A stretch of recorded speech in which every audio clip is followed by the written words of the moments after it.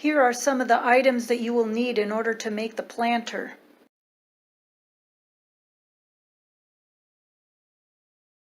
You need to drill a hole 3/8 of an inch on the bottom of the base of the planter.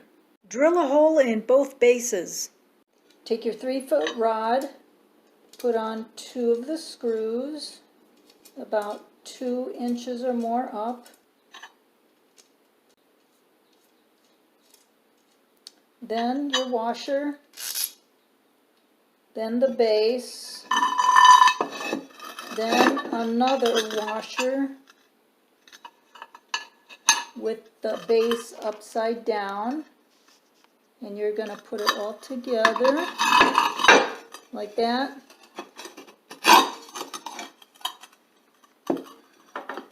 Then we're going to put another washer, 2 more screws,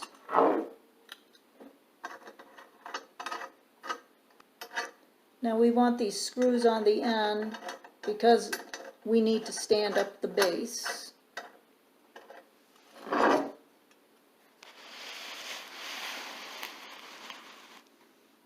And then we need to tighten these screws on the end.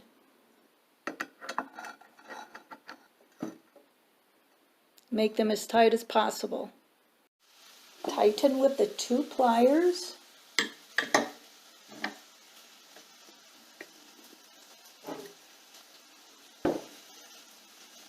And then tighten this screw too.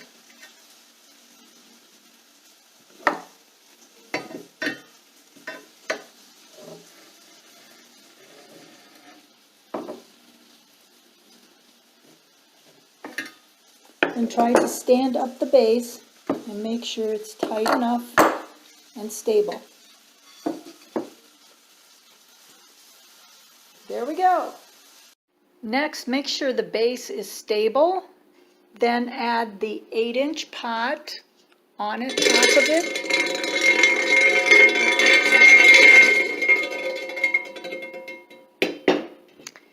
You don't have to drill holes on the bottom of the 8-inch pot.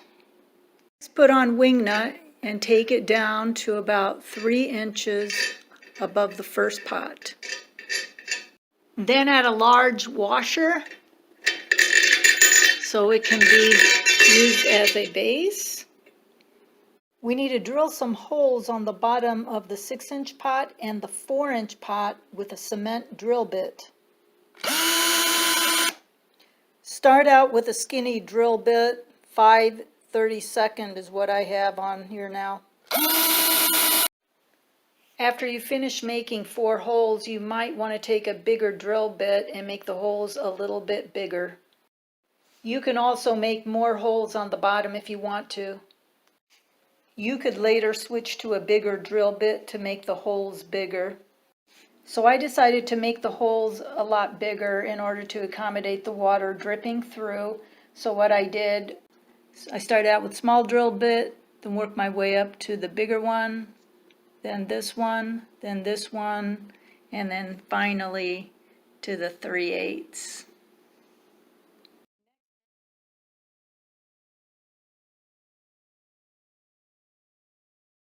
The washer doesn't cover any of those holes. Add the smaller washer and another nut and tighten it up on the bottom. This is what it will look like. Tighten up the bolt from here and tighten up the wing nut from the bottom as well. Next, put on another wing nut and take it all the way down to 3 inches above the second pot. Add a wide washer.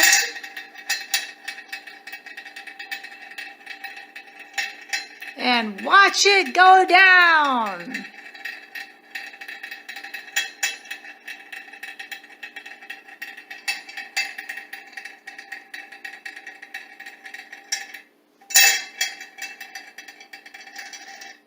Next, add your 5-inch flower pot and just make sure the washer does not cover the drainage holes.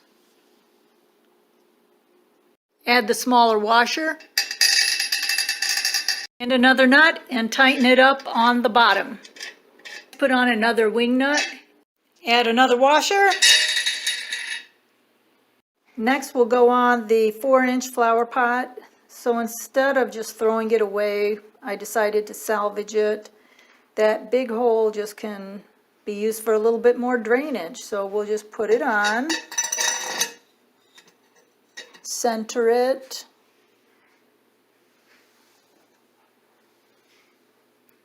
add a washer, and then we'll put on a nut and then we'll tighten it up. Next you'll attach these two together.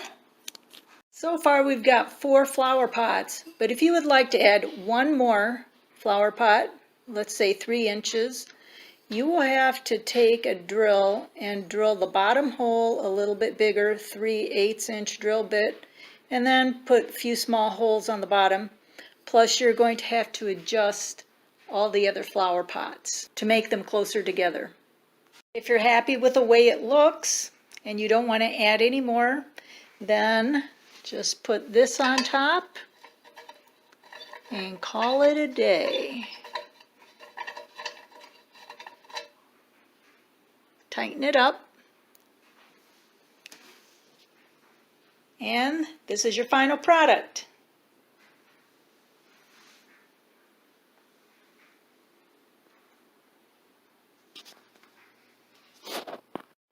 The whole point of the project is for the flower pot to be self-irrigating. So when you water the top pot, all the water that's not used will drip down to all the subsequent pots below. All the excess water.